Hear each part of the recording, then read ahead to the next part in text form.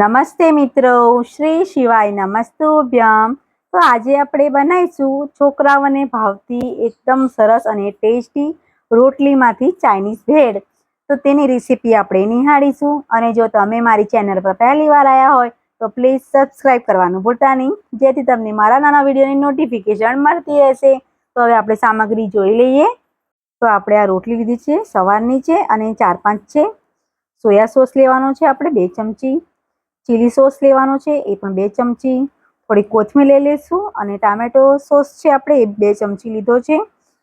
આદુ અને ઝીણા કટ કરેલા છે અને આપણે લસણ પણ છે એ પણ ઝીણું કટ કરેલું છે। મીઠું લઈ લઈશું પ્રમાણસર। લીલું મરચું લીધું છે એક ઝીણું કટ કરેલું।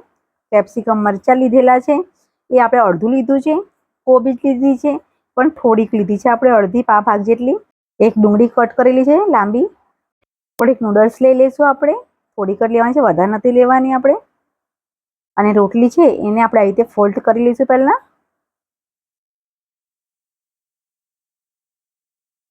અને આપણે બરાબર આપણે આવી રીતે ઝીણી ઝીણી કટ કરી લઈશું।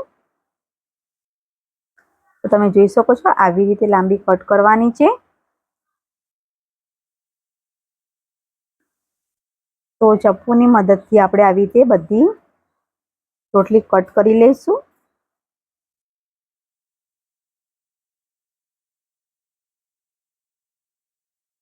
તો આપણે આવી રીતે બધી છૂટી થાય એ પ્રમાણે બધી કરી લઈશું। તો તમે જોઈ શકો છો બધી છૂટી કરી લીધી છે અને આવી રીતે કટ કરી લીધી છે આપણે। તો આપણે કઢાઈ મૂકી દઈશું પહેલા। અને કઢાઈમાં આપણે થોડુંક તેલ અંદર ઉમેરી લઈશું। તો આપણે તેલ વધારે નથી ઉમેરવાનું, 2 ચમચી જેટલું તેલ ઉમેરવાનું છે। અને એની અંદર આપણે રોટલી બધી અંદર ઉમેરી લઈશું। અને કમસે કમ આપણે ધીમા તાપે આપણે એને થવા દેવાની છે, આપણે એને તળવાની નથી। આપણે ધીમા તાપે કમસે કમ 10 મિનિટ સુધી સારી રીતે થવા દઈશું, એકદમ કડક થાય એવી રીતે। તેવી રીતે આપણે બધી રોટલી આપણે અંદર ઉમેરી લઈશું અને ધીમા તાપે આપણે 10-15 મિનિટ સુધી થવા દેવાની છે। અને ફાસ્ટ ગેસ પર નથી કરવાની, આપણે ધીમા તાપે જ કરવાની છે, જેથી બ્રાઉન પણ થશે અને એકદમ ક્રિસ્પી પણ થશે।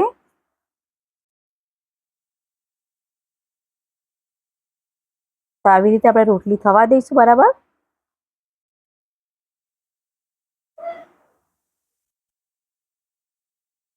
તો તમે જોઈ શકો છો રોટલી એકદમ સરસ થઈ ગઈ છે, એકદમ ક્રિસ્પી અને કડક એકદમ થઈ ગઈ છે। તો હવે આપણે એને કાઢી લઈશું।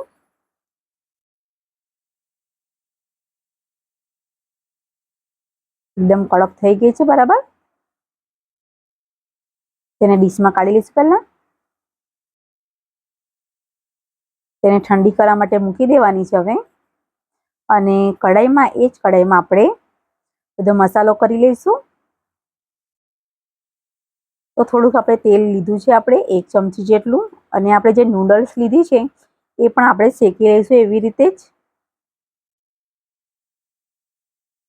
એ પણ આપણે 2-5 મિનિટ થવા દેવાની છે, વધારે થવા દેવાની જરૂર નથી।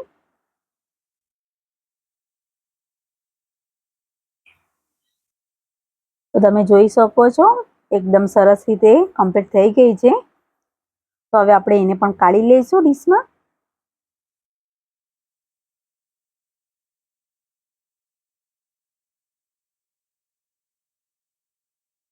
તો આપણે એ જ કઢાઈમાં તેલ છે થોડુંક, તો આપણે થોડુંક અંદર હજુ તેલ ઉમેરીશું।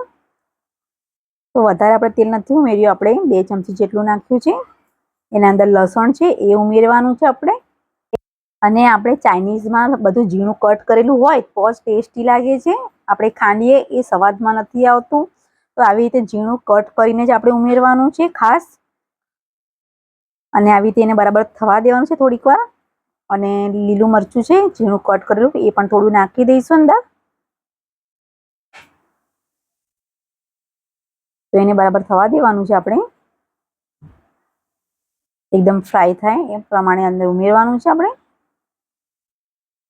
તમે જોઈ શકો છો એકદમ સરસ એ તળાઈ ગયું છે।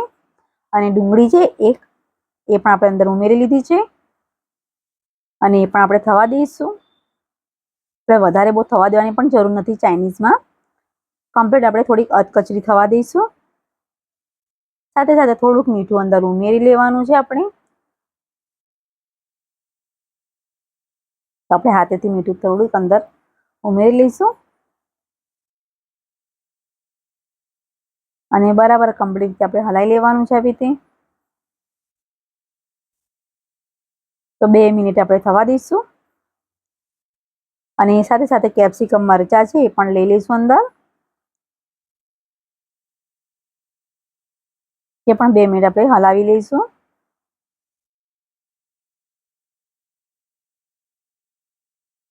છોકરાઓને એમ તો બધું આવું ભાવતું જ હોય છે અને સાથે આપણે રોટલીથી બનાવીશું એટલે વધારે ટેસ્ટી લાગશે ખાવામાં. કોબીજ લઈ લઈશું અંદર. આપણે આની અંદર મેંદાની વસ્તુ જરીક પણ નથી એટલે આપણે એ પ્રમાણે આપણે છોકરાઓને ભાવશે પણ અને ખાવામાં પણ ટેસ્ટી લાગશે. અને આપણે જે નૂડલ્સ લીધી છે એ પણ ઘઉંના લોટની લીધી છે અને આપણે ચીલી સોસ છે એ લઈ લઈશું. તો આપણે 2 ચમચી જેટલું ચીલી સોસ છે એ લીધો છે અને ટામેટા સોસ છે એ પણ આપણે લઈ લઈશું 2 ચમચી.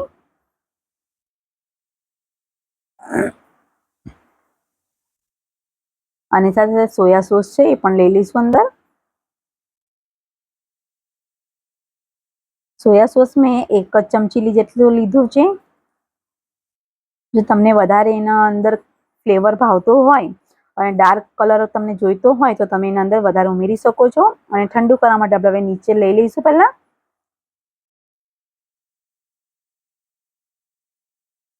અને એના અંદર જે નૂડલ્સ છે એ પણ ઉમેરી લઈશું અંદર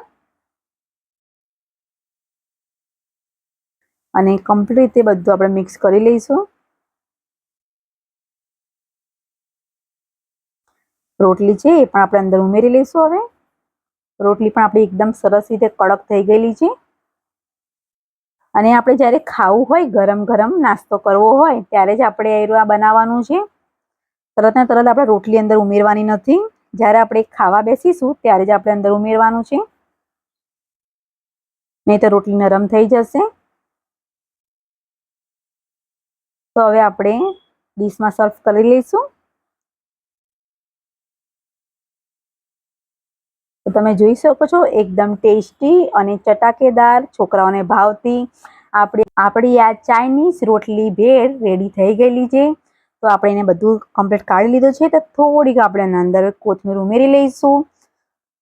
તો આપણે કોથમીર પણ આપણે ઉમેરી લીધી છે. તો હવે આપણે એને ખાવા માટે તૈયારી કરી લઈશું. અને જો તમને મારો આ વિડીયો પસંદ આવ્યો હોય તો પ્લીઝ લાઇક કરજો, શેર કરજો અને ખાસ કરીને સબસ્ક્રાઈબ કરવાનું ભૂલતા નહીં. Thank you.